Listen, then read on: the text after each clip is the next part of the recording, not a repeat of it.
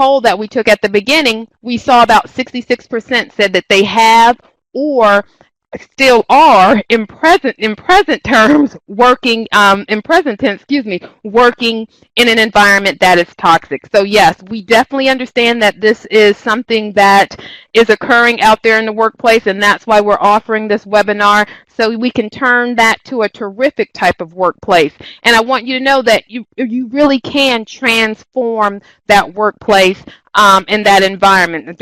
I don't want you to think that, oh, I just have to stay here forever and this will just be it until I quit here and go to someplace else. We're going to fix where you are right now. And today's session is going to help you and to turn that around. If I asked, what do you think the cost of negativity is in the workplace? What do you think that cost is? And you can go ahead and type in at the bottom. And this can be a couple of different ways. So you can think about it in actual dollars. How much do you think it costs in dollars to have a negative workplace?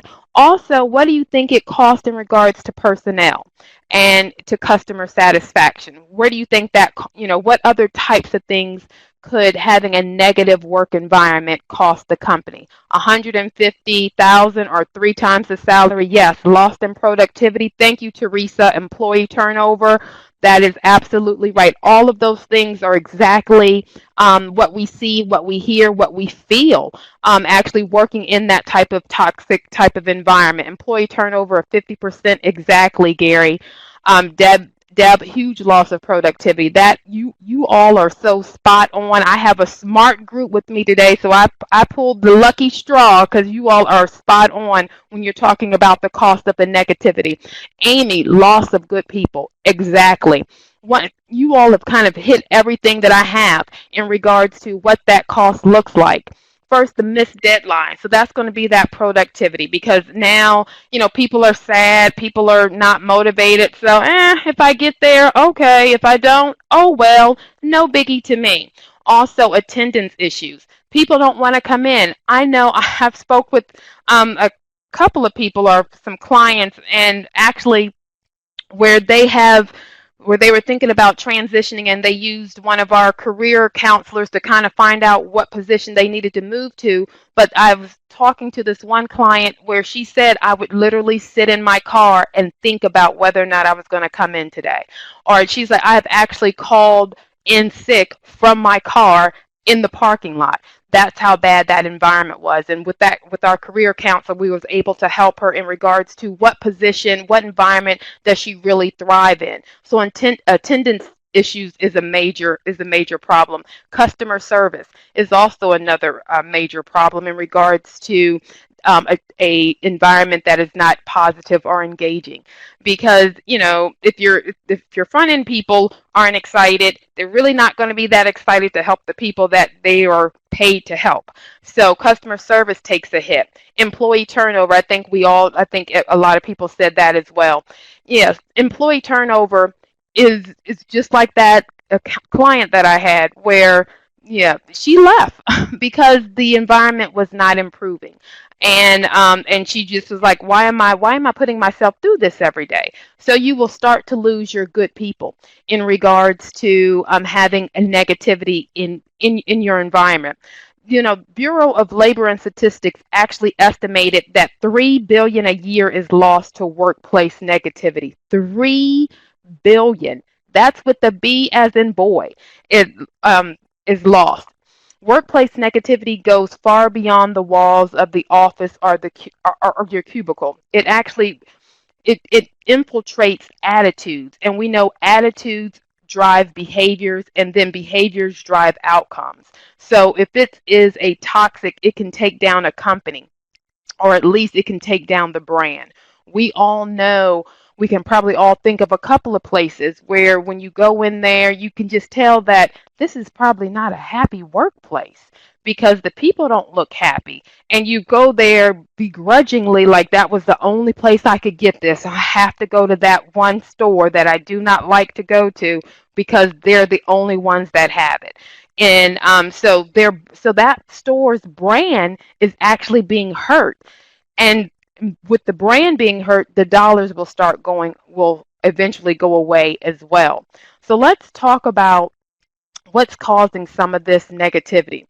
And some of the negativity is in regards to there are 17 different behavioral patterns that you can have within your organization. So you can imagine why some environments are toxic, especially when you don't know yourself, you don't have the self awareness, nor do you know your team. These patterns have different styles. They're relational versus consultative in regards to the way they communicate. They're quick pace in regards to methodical in the way that they work. Or some people are comfortable with kind of winging it, kind of going with their gut, kind of charting their own way. Or other people, they want to kind of know a guideline. They want to have landmarks in regards to reaching that goal. They don't want to just kind of go with what they think. They want to have some concrete direction in regards to how they're going to reach that goal. So when you mix all of this together, that's when that toxicity can rise. And especially if we don't know what we have on staff, if we don't understand our team, if we don't understand the strengths and challenges of our team and what steps we need to make to keep this team going in a positive direction.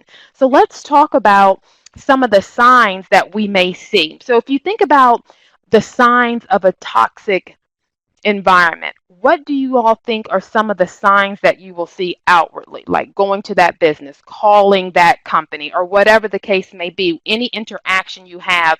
Or think about it also from the employee side, working in that toxic. What are some of the outward signs that you think that you may see in regards to having that toxic environment? I see bad attitude. Yes, Teresa. Rudeness. Diane. Perfect. Spot on. You will see those types of attitudes, and those are clear signs. Like, if you're looking for a sign for toxic, bad attitude, rudeness, people complaining, exactly. You will see that those are the signs of a toxic environment. And most of those, gossip, perfect, Debbie. Or Deb, excuse me. No one smiling. That's right. Sometimes you can go in some place and just looks like everybody is having a bad day, like everybody is sucking on a lemon. It's like, okay, what's happening here? And you can kind of feel it. Like, I think sometimes I can physically feel it as I walk in the door, like their stress has been put on my shoulders. And I'm like, I live in Florida. I live in fantasy land over here. So everybody should be happy. And so when you think about the signs, it's the communication issue. And a lot of that was in some of the answers that you all gave. It's the communication. The initial sign of a dysfunctional, toxic workplace is the prevalence of significant communication problems.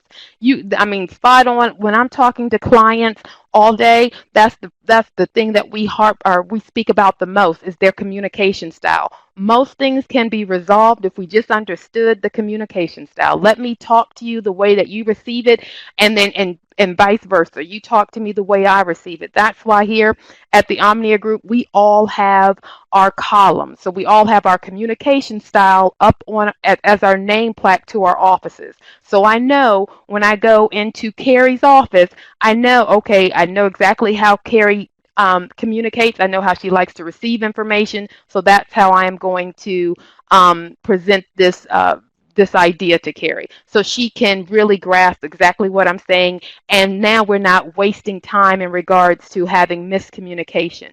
You know, that communication or that dysfunctional type of communication can go peer to peer.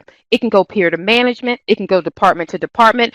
Sales isn't talking to service isn't talking to accounting, and everybody's just upset because everybody's just doing whatever they want. And I don't know when a client calls what I'm supposed to do. We've probably all heard that type of scenario. I know that I have.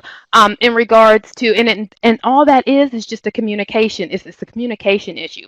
Problems can be demonstrated by a lack of communication, whereby employees find out decisions after they've been implemented. I know that I worked for an organization where I didn't even know that the new person was starting until if she'd been here about 4 days, and I decided to walk down that way of the office building, and I was like, oh, there's somebody new. And the person was in my department. I'm like, okay, well, welcome. Sometimes, and, it's not that management needs to run it by me like, we're getting ready to hire somebody, but it would be nice to give somebody a heads up saying we have someone new starting so we can go by the office and greet them. Or if they know that there's some changes coming down the pike, it's beneficial to kind of give us a heads up, especially if it's going to deal with clients. And if this person is client facing, it helps. Communication is so crucial because without effective communication, working together to accomplish the organization's task is virtually impossible. Because if we're not on the same page, then guess what? We are all going in different directions. So you want to have that effective communication. Also, another sign is inconsistency in policies. We have all experienced, as a customer, I know I have, a company that was inconsistent, where today I returned my item and didn't need a receipt. But tomorrow, when I come back, oh, you need a receipt. You don't have a receipt? Well, we can't return your item. Okay, well, what's the policy? So you can do it on Tuesdays, but you can't do it on Thursdays? Is that, just let me understand that, so I'll come on Tuesday. So you want to ensure that, that the policies that you have are consistent and applied fairly throughout the company. When a company's policies and procedures are not followed, that's when you're going to get chaos. That's when you're going to get inconsistency in customer service. You're going to have poor quality, and all of these are signs of a toxic environment, because everybody's just doing whatever they want whenever they want, because nobody knows what we're really supposed to be doing, because there's nothing consistent. There's nothing written down. There's nothing that we can go back to ensure that we're still on the same page. And especially if you're having turnover, if you have new people coming in, everybody needs to be kept up to speed of what's happening, what's going on, what's new. Now can we now offer this service that we weren't offering before? And what's the price of that service? I mean, or can we just make up a price? So you want to understand, you want to make sure that everybody's on the same page so we can all get to the same place. The next sign you'll see is simmering displeasure. So, I mean, let's think about that one place again. We're not going to name any names, but I think we all know what I'm talking about. That one place where you go and it just seems like no one's happy. Everyone's smiling. I've actually gone to a place and the employees were actually having an argument in front of me. I'm standing there with my credit card ready to pay, and they're having a dispute in regards to who's going to go to break, and she wants to go to break now. And I'm like, well, if you check me out, if you go ahead and let me check out, you can go to break, but I would like to purchase my items, please. And so when you have that simmering displeasure, and that is an extreme situation. I mean, I don't see that every day, but think about it in your offices. You have some people that are kind of seething. You can kind of feel it. You can feel that vibe. It's just underneath the surface a little bit. It's bubbling, and it's just underneath that surface. That's that simmering displeasure. That's when you'll start losing good people, because eventually members will start to withdraw. So now you're not having as productive meetings, because I don't feel, what's the point? Why am I even going to make a suggestion? Why am I even going to say anything in the meeting? Let me just sit here, wait till he closes his mouth so I can go back to my desk. Stop, and they'll stop interacting with others. And think about it. We spend most of our time with the people that we work with. Even though we loved our loved ones, we don't spend as much time because work takes 8-9 hours out of the day. We're sleeping 6-8 hours. That doesn't leave a lot of time left for family. And so if you stop talking with the people that you're spending the majority of your time with, that's not going to be a fun place, because now I'm just sitting in my office all day. I'm just sitting at my desk all day. That's not fun. And then that's when people start to leave the organization, and that's when you start to lose good people. And then lastly, you'll see some narcissistic, attitudes. And that, those people, they're all about me. Raise your hand if you know someone with this type of attitude. Let me see those hands up. And there they go. All of them. I think everyone is almost raised their hand. We all know someone that it's all about me. I don't care whatever problem you have. I don't care because it's me. It's me. They view themselves as brighter, smarter, faster, quicker, better than talented than everyone else. Therefore, they're more deserving of special treatment. The rules for everyone else are beneath them. They think, I don't have to follow that because I'm better than you. I'm better than this. And trust and teamwork will start to go by the wayside. They will have high turnover rates in their departments, in the departments that have those people, and you will eventually destroy the health of the organization if we have a lot of these types of attitudes. So now we've really talked about the signs, but now let's break this down a little bit further. So let's start off with that communication. And like I said, I talk about communication most in regards to my daily contacts with my clients. That column 3 and 4 on the Omnia is about communication. So the first thing, let's talk about the mode of address. So when we're talking about signs of of a toxic environment, the mode of address can sometimes be a part of the reason in regards to somebody that only wants to email you. But you're the type of person that would like to have a more face to face. Like at times, I'm a very face to face type of person. So, yes, I am guilty of sending the email and saying, walking over to the desk, hey, did you get my email? I am guilty. I know I shouldn't, but I like to have that face to face. So, I'm trying to actually give us both what we want. Carrie wants the email, so I sent her the email, but I need the face. So I want to go over there and make sure she's seen the email and then get her reaction. Like I want to read as she's reading the email, I want to see what her face looks like. And so, but sometimes, let's say if you were somebody that just does email, but you're working with the team of somebody that needs that little social interaction, that's where that's where an environment can become toxic because we're not communicating the way that we need to so everyone is happy. And then next you go to untimely. Like, okay, I only get to hear how well I'm doing or how bad I'm doing on my yearly review. Well, I'm sorry. I'm sorry, Mr. and Mrs. Manager. I can't remember what I did 360 days ago. I can't, oh, I didn't know that that was wrong. And so you've allowed me to do this for a whole year because you didn't tell me it was wrong until today. So untimely communication can sometimes, well, not sometimes, is an issue, excuse me. So we want to make sure that our communication is timely. Next, when we're talking about communication, let's talk about feedback. If it's always negative, that's not a good thing. If it only works one way, that's not a good thing. When you're thinking about feedback and when we're talking about feedback in regards to communication, you need to have positive feedback and negative feedback. I'm not saying that everything is going to be, a bucket of roses. No, but we want to hear both sides. Meaning if you're talking, if you come to me, let me be able to offer some feedback to you. Also, let's kind of sandwich it sometimes. Some people, knowing the people that you have on staff will assist you in regards to how to present that feedback. Do they need the sandwich? Meaning I need the good part, the meat, which is the bad part, and then the bottom piece of the bread. So it's bread, meat, bread. Maybe we need to sandwich it that way. Or is this somebody that wants kind of the unwich? I just want a face up sandwich. Just give me the meat. And then also, you always want to end on a positive note because no one is that bad because you wouldn't have brought them on. I mean, there has to be some gleaming hope for this person in some area. So you want to focus on that whenever you're giving that feedback.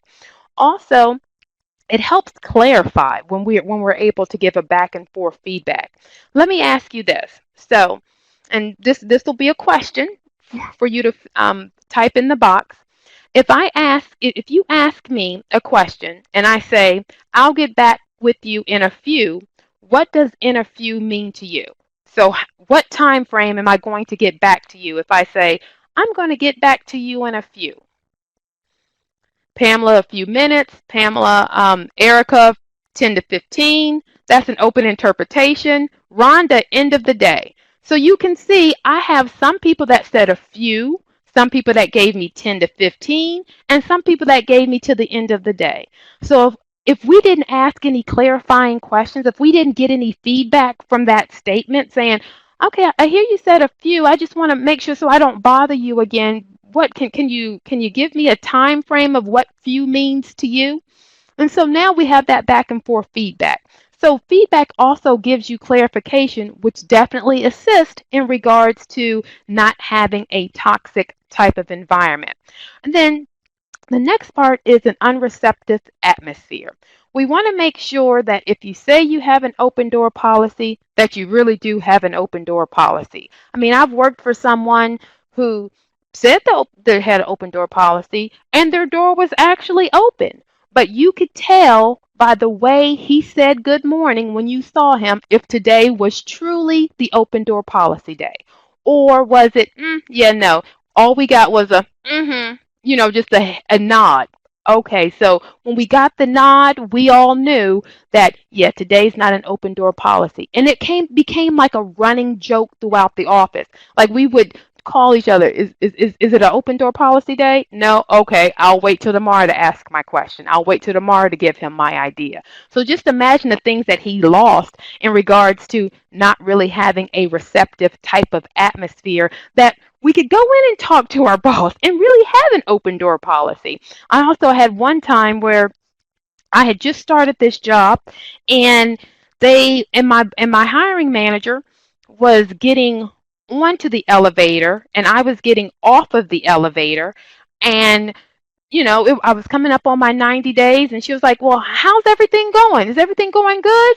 And doors closed. I didn't even get to answer. That probably wasn't the best atmosphere. In between the, hallway and the elevator is not necessarily how you want to do your 90-day review. But that really was my 90-day review because the next day she came in and said, yeah, I'm glad we went ahead and got that 90-day review out of the way. And I was stunned and shocked. She was like, yeah, when I asked you how everything was going, it looked like you were shaking your head. I was shaking my head with disbelief. That's what I was doing. I didn't stay there very long because I could feel that this was not the environment right for me. And then lastly, second to last is body language, meaning, is everybody, when you go to a meeting, is everybody with their arms folded? And it's not because it's cold in the conference room, but it's because everybody has an attitude. Is everybody kind of rolling their eyes, or when somebody says something, you can just see the eyes and the neck rolls throughout the whole office? Is everyone kind of shut off? That body language can tell you a lot about that toxic environment. And then lastly, closed and deceitful, meaning not honest, not upfront. So they're not open and they're not honest. There's a lot of misdirection. There's not a lot of forthcoming. I mean, there are always rumors at the water cooler. We always hear things, and when you go and ask someone, they're like, no, I don't know what you're talking about. Okay, the rumor just didn't spring up from nothing most of the time. Now, there are some people that are little gossipers, and we'll talk about them in a minute. But, a rumor comes from somewhere. I remember I worked at at another job where I was told by, I think it was like four different people about this new change that was going to happen. Now, everyone said, don't tell anybody, don't tell anybody. Okay, four people in the office has already told me the same information, but don't tell anybody. And then you go to a boss and say, I'm hearing this. I just want to make sure. No, that's not happening. And then guess what? A month later, it happened. So that type of deceit and not being open, it can breed toxic type of behaviors. And you will see it, feel it, and hear it, or in some regards, not hear it because the communication is so ineffective. So now let's talk about the next piece of the signs, that inconsistency. So we all know the golden rule. You always underpromise and overdeliver. And so, just for example, I want everyone to raise your hand if I promised you a 2% raise, but then you did such a great job that year and hit all of the mile markers that I gave you a 5% raise. Raise your hand if you would be disappointed that I thought I promised you 2%, but you actually got 5%. I'll wait. Oh, what? No hands? Okay. Yeah, because no one is going to complain about getting more money. No one will do that. No one's going to be like, oh, you said that I would get it in 30 minutes, but I got it in 10? Oh, well, that's it ruined my whole day. Nothing happens like that. So you want to make sure that when you promise something that you can deliver. And even if you can deliver beyond the expectations would be beneficial. Hidden agendas. So, they're the reasons that you may have inconsistent policies because of the hidden agendas, because somebody is trying to show this person favoritism. So they have their own idea of what's going on or what they want to happen. And then lastly are mixed messages. With the inconsistency comes I don't know what direction. I don't know what you're trying to say. I don't know what's really happening. The months that, some months we have a sales goal where we're being held accountable. The next month we don't. Some people can come in at 9. Other people have to be here at 8. What's the message? What are you really trying to say? So if you have a bunch of inconsistency, that's definitely going to breed a lot of chaos and a lot of toxic type of behaviors. And then when we talk about displeasure, so you remember that was the piece about the attitude in regards to simmering displeasures. When we have that, I like what comes to mind is how do I hate thee? Let me count the ways, because there is so much displeasure. That's not great for any type of environment. The displeasure comes from dysfunctional relationships. Once again, like I said, we spend most of our time with these individuals. So it can become widespread because I spend 8, 9 hours with this person. So when we're talking about those dysfunctional relationships, what it's talking about is that cliquish type of behavior, the insiders and outsiders, rather than having unification and teamwork. The salespeople are viewed as the golden child of the office, and favoritism comes up, long-term grudge holding, backbiting, pitting coworkers against each other, criticizing others before asking questions. All of that are signs of displeasure, which are signs of a toxic type of environment. So we talked about the person that's kind of selfish, the person that is all about me, and I saw a bunch of hands go up in regards to that. When we're thinking about these types of individuals that think that, yeah, I'm kind of a big deal, it's that selfish agenda.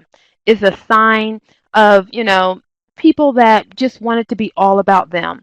Some examples may include them running personal errands, taking on inappropriate chores, or, working on pet projects. They're just doing whatever they want to do. They like to hog the spotlight. They like to hear themselves talk. Haven't we all experienced that? Or can you just be quiet for 2 seconds? Can someone else get a word in?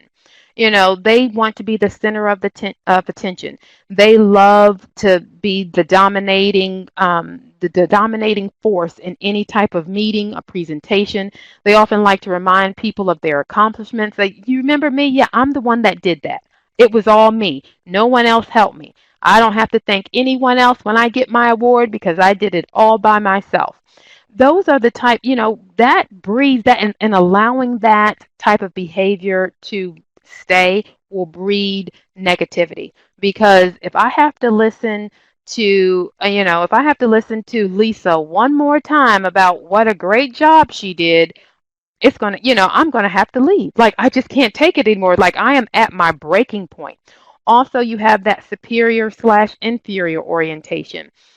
Many selfish people are unable to relate to individuals as equals because they always think they're better than themselves. They either try to take an inferior position and defer to those in higher positions, or a superior position and presume that they are in some ways better than everyone else. When we're talking about that inferior orientation, that means, yes, I know I'm not a VP, but I hang out with the VP. So guess what? Everybody else needs to make sure that you know that. and don't mess with me because I'm friends with the VP. So they take that inferior place, but they kind of hold it over your head in regards to that I have the ends with the higher ups. And so, they like to talk about themselves like I am friends with the boss, so you better fall in line, basically. So, we've talked about the signs. So, like, with our own health, we first see the signs, then we go to the doctor to find out the cause. Like, why am I having these issues? Well, let's talk about why you're having these issues. And we're going to go into the causes of a toxic type of environment. And once again, what are some of the causes do you think will that breeds this toxicity that we're talking about today? And you can go ahead and type in at the bottom. So we know the signs of a toxic environment: the inconsistency, the communication, the displeasure, and the selfish type of behavior. But what are some of the causes in regards to this? And I'll go ahead and help you all out a little bit. So, oh, I see Donna's typing. Lack of a favoritism. That's exactly right, Donna. Favoritism is definitely a cause of a toxic environment that will cause a toxic environment. Lack of accountability is also one. If think about it. If I don't have any accountability, why do I need to do anything consistently? If I can come in at 9 and I'm supposed to be here at 8:30, but you don't say anything if I come in at 9, then I'll come in at 9. If if I have a sales goal, but you never hold me accountable to my sales goal, and I can come in under every month and not get called on the carpet for it, why?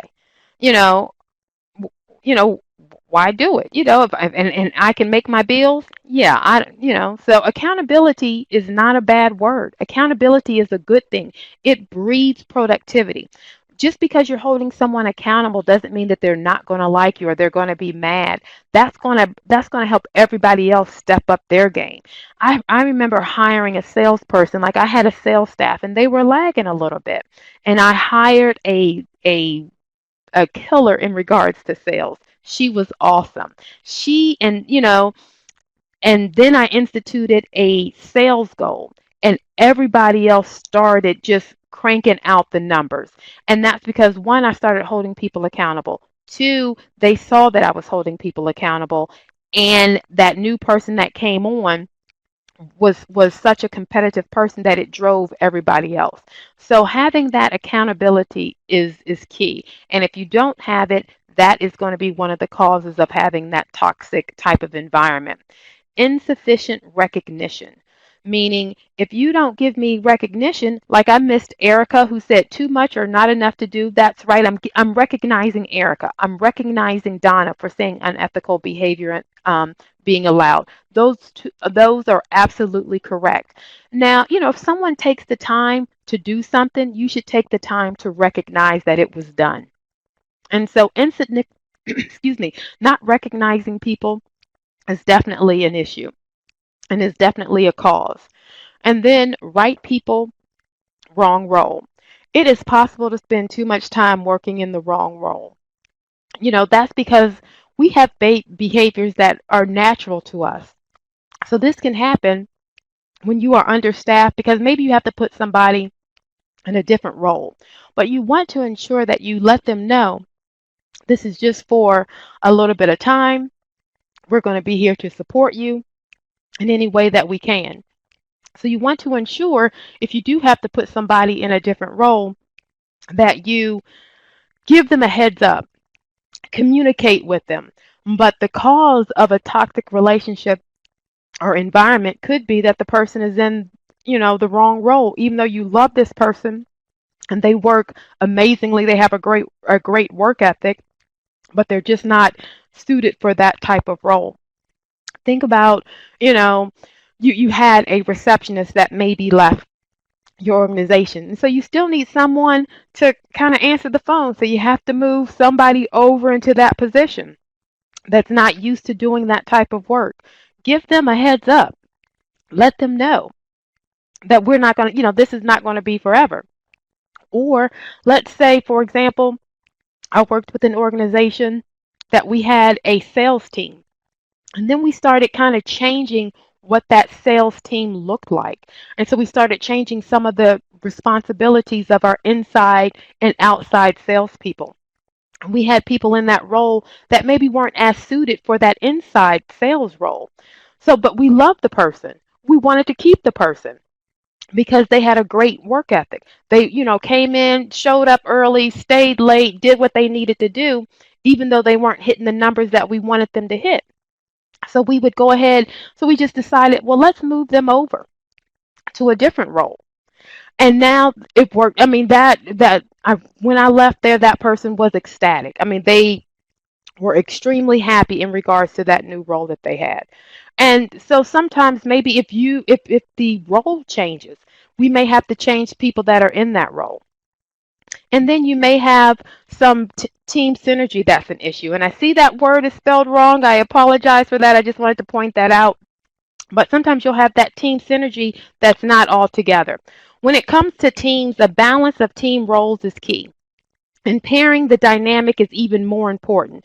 And since any hiccups are likely to be exposed or even blown up by personal chemistry, you want to make sure that you understand who you're placing with who's managing who. That's another part of my conversation that I have with clients. We'll talk about, okay, Tanya, I have this manager and I'm thinking about bringing these two people over into her department. How is that going to look? What does that look like in the real world? And we have those conversations. And then lastly, the cause could possibly be leadership. Now, a bad boss with poor boundaries, weak communication skills, or inappropriate ways of expressing anger and disappointment can definitely be a cause of a toxic environment. So now we see the signs, we know the causes. Now let's go ahead and get the prescription because now we want to know how to fix these things. And we're going to start with the leadership.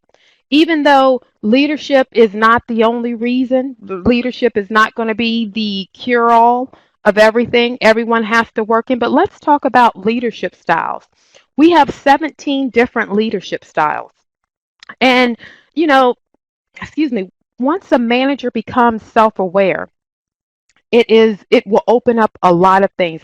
You will then realize your strengths. Like for example, maybe you're the visionary leader. So you're great at coming up with the big ideas, but you need others to execute those ideas. Or maybe you're the practical expediter type of leader. So you're the one that's great at ensuring that we have the processes in place to get those ideas done.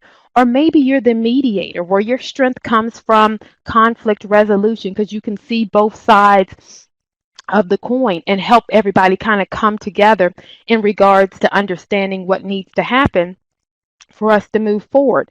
Understanding who you are, understanding the strength that you're bringing into this organization, into the team, will help in regards to the building that terrific type of work environment. You want to understand your leadership style and your inherent strengths as well as the challenges so you can move forward, move into the zone that you want to be in. So as a leader, you want to let them be free, meaning, we don't want to micromanage. We want to allow the creativity to flow. You want ideas to come through, and ideas only can come through if you don't tell them every single thing that they should think, say, or do. You want them to be free and feel empowered to kind of do things themselves, which leads us to which leads us to the next point of no comfort zones. You want Once you have the information in regards to who this team is. So you've run the Omnia, you know the behaviors, you know if you have an assertive person, you know if you have someone that has a high attention to detail, so you know their strengths. Now you want to push those strengths. You want to push those boundaries. You want to get them outside of their comfort zone. So you know all the way to the limit of where you can push them because you're looking at their omnia, you're looking at their graph. So now that now that your team feels free because you've let them be themselves, Now you're going to push them. You don't want to assume that they will do it on their own. They won't. Sometimes people need that little push. That's why that accountability is good. Creating those stretch goals, creating things that aren't just as easy to get. That's not just an order taking type of sale, but this is something that you truly have to work for. Because comfy is nice. We all like to snuggle up in our comfy chair. We want to stay there. Well, sometimes we got to push ourselves out of that comfy chair and get up and take a walk. And that's why we have our Fitbit, because the Fitbit gives us accountability. So no comfort zone with your Fitbit. A good leader will also constructively take their team out of these zones. Now, this is not to say that you want to push them past their comfort level or push them past their breaking point, I should say. You want to make sure you stay on this side of the line of the breaking point, because we don't want them to quit or leave, but we do want them to push themselves all the way to where they are exceeding and excelling. You want to help them develop the skills you know that they have. We all reach a plateau, even the best of us do. But your role as a manager is to ensure that your team members don't reach that plateau. So get to know them, get to know how they work, get to know what their wants, their desires, their passions, so you can recognize when they have kind of plateaued, and then we can start pushing them a little further. Next, you want to give them control. Whenever possible, it's nice to delegate. I mean, as leaders, we take on a lot, so you have a lot on your shoulders. So guess what? Get rid of some of that. Give someone else some control over that next project. This is, 'cause that will free up your time.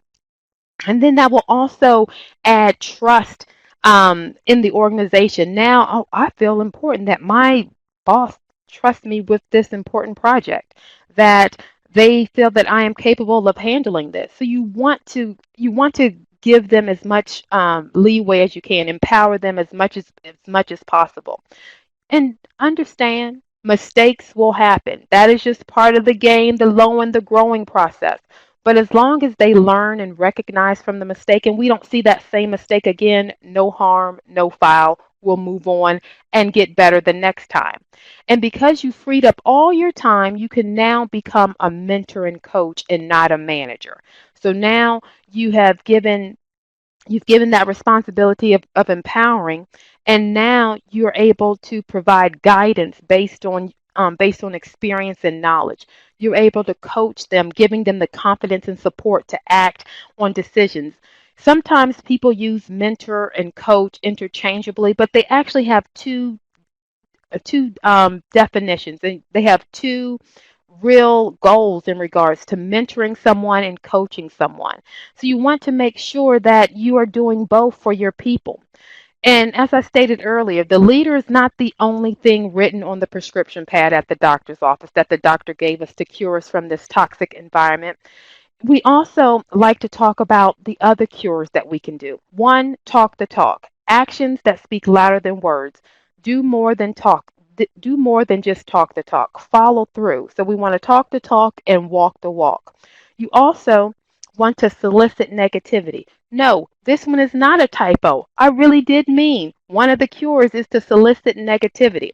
The negative attitude is a pandemic, and that is likely to take over your whole office. It could be quietly cutting into your bottom line. So you want to make that negativity work for you.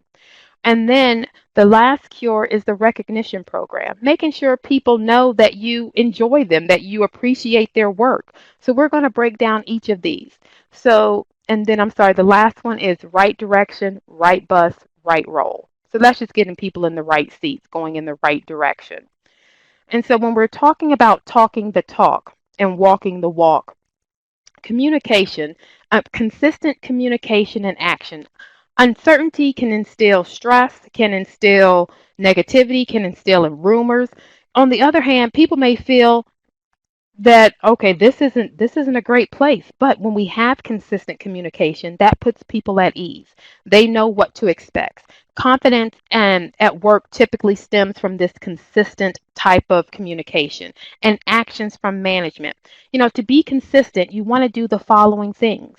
You want to make sure that communication is forthcoming, and that it comes, from the top down, from side to side, and that messages from management is accurate. is honest, is as open as it can be. We all know that in a leadership role, we can't tell our coworkers or excuse me, our employees everything that's happening right at the minute because there's some things that need to be worked out on the backside before we kind of, give them the full blown picture.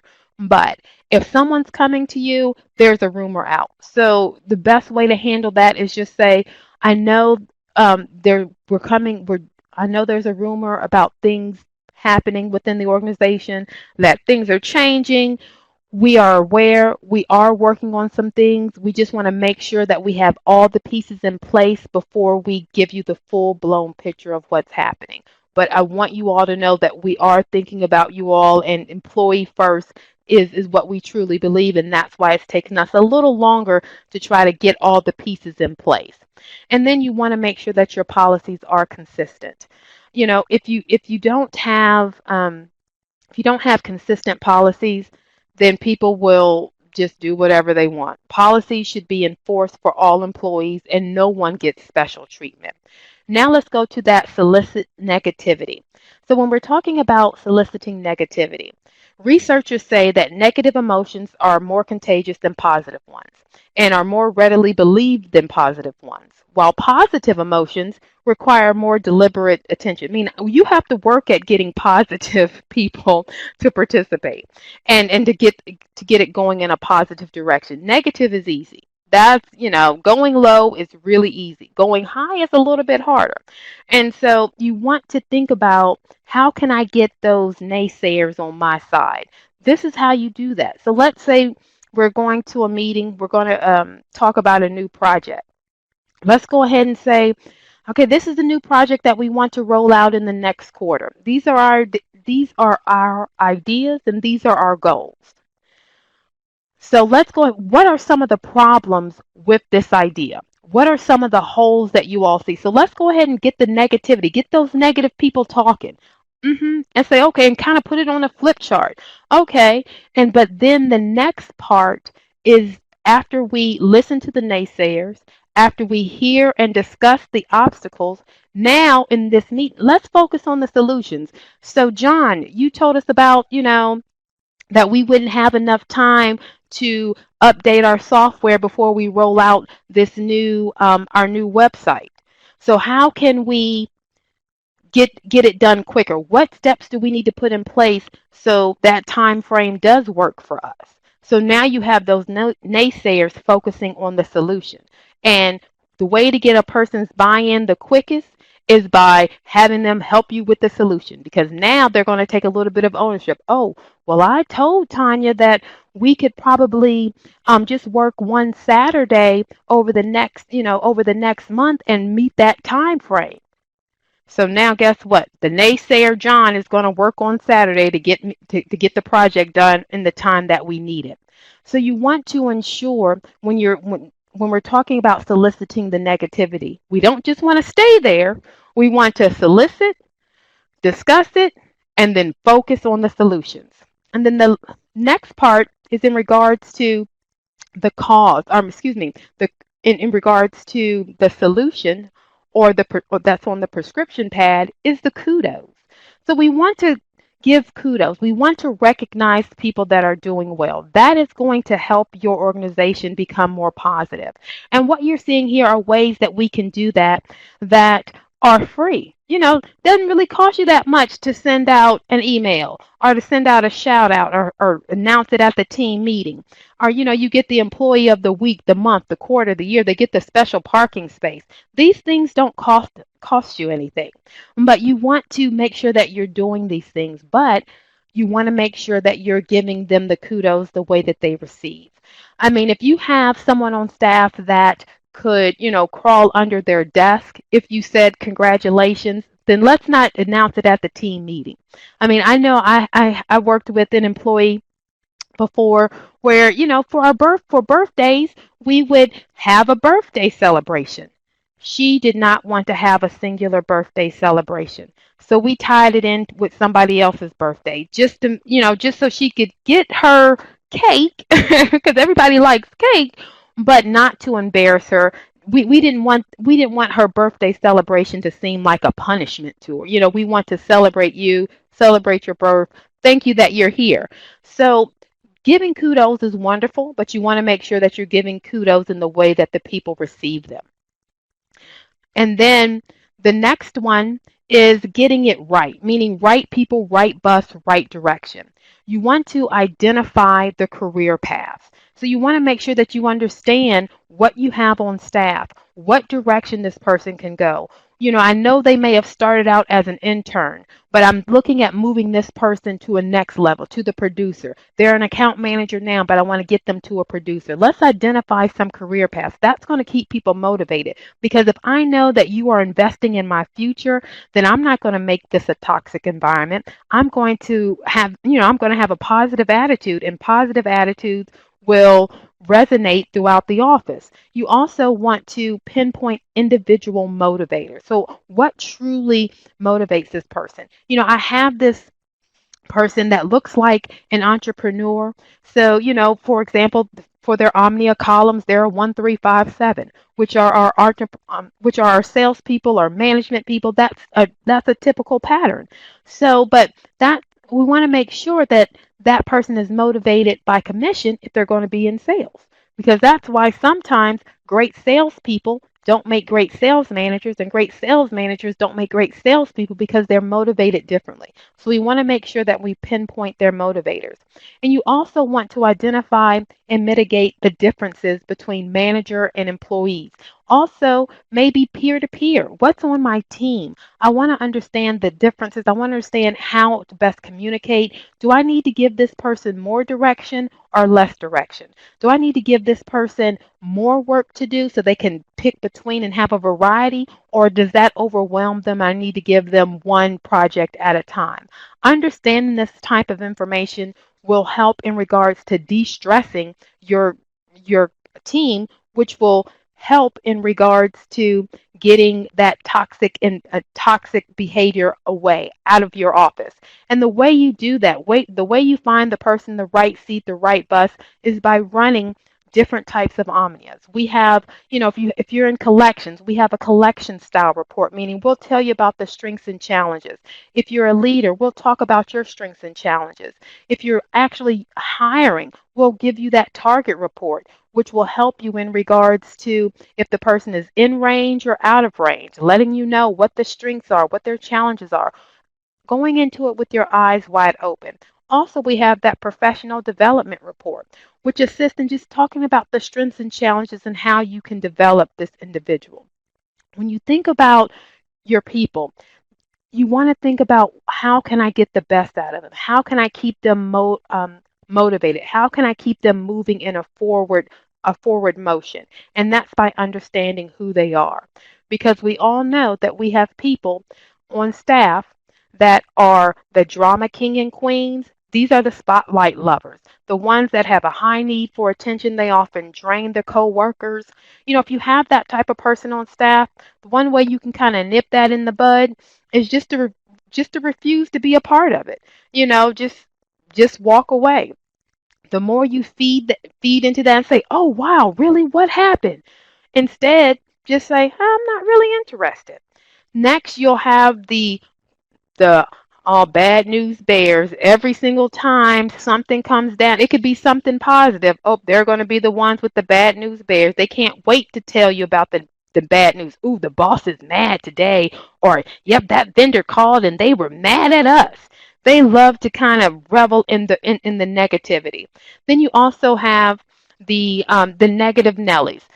The sky is always falling. If you share a piece of good news with them, we got that account, they'll respond, well, that client is a pain and that we're not going to make any money off of them because they're going to cause more fuss than they are going to, than they're going to give us in a check. So, with people like that, I found that sometimes you just have to make them aware that you're always so negative. Let's find the positive in this instance. So sometimes you have to be direct with the negative Nellies that I like to call, and then you have those gossipers. In a corporate environment, there is a water cooler. Even if you don't really have a water cooler, believe me, you have a water cooler, even if you can't see it. It can sometimes be like, they're going to fire half the department is the rumor that's going around. Or, I heard that we're going to get a new manager or there's layoffs coming. If that person comes to you, just say, have you verified your resources? Are you for sure? Or, maybe you need to check where you're getting your facts from. And then don't feed into that either. Just say, you know what? I have to go get ready for this presentation or I have to go make a phone call. You want to make sure that you're not feeding into these people. But if you have some people on staff that you need some help with, we are here to help you. In regards to that leadership report, in regards to that professional development report, we also do a team dynamic analysis. We do this in regards to the whole team. We'll talk about where we see some holes, where we see the strengths, where we see the challenges.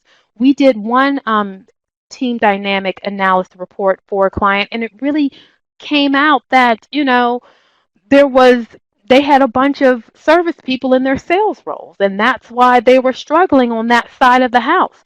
So understanding what you have as a team is very beneficial. We also offer on-site training. Have that one-on-one, have that in-person connection, that interactive piece can help you as well in regards to getting that toxic environment under control. And then also the employee surveys. We did one employee survey where we found out it was basically one person. Like everybody said something about this one person. And when you talk to this one person, they were the negative Nelly of the group. So we did some action plans to help them kind of work with this person. So when we're thinking about a toxic environment, you want to think about one, the team, you want to think about yourself, you want to think about what are some of the causes, and then think about the solutions. Like, how can we cure this? How can we get this out? And it can be giving that recognition, giving that accountability, ensuring that we're doing our part and that we're making the environment positive from leadership down. Does anyone have any questions? And you can go ahead and type your questions in at the bottom. I want to thank you all for joining me today. If you do have, please type if you have any questions, but this is my contact information. And it looks like we're getting a few questions.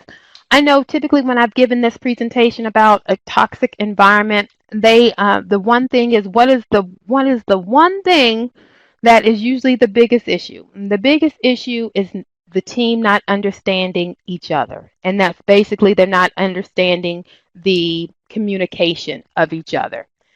So I want to thank you all again for joining me today. It looks like we're right almost at the 1:30 mark.